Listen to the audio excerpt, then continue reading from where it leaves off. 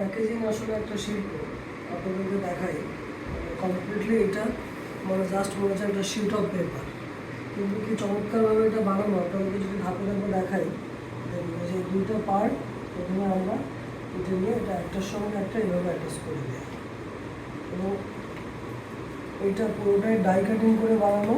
এটা একটা কেকের বক্স, এই যে মোটামুটি একটা রাউন্ড শেপ চলে আসলো।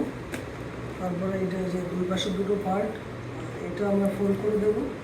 ফোল্ড করে দেওয়ার পরে এই দুটো পার্ট আবার এদিক দিয়ে নিয়ে, এইটা এদিক দিয়ে নিয়ে এই যে কেকটা ভেতরে দিয়ে বা যে ফুড আইটেম দিয়ে, তারপরে এইটা এখান দিয়ে আবার ক্লিপের মতো করে এটা এখানে ডাই কাটিং করা করে ক্লিপে করে, এবং দেখুন রিবন দিয়ে এই চমৎকারভাবে এটা বানানো। একদম রিবনের কোম্পানির লোগো এবং প্যাকেজিংয়ের কোম্পানির লোগো, H&C বেকারি, এবং কমপ্লিটলি চমৎকার একটা প্যাকেজিং।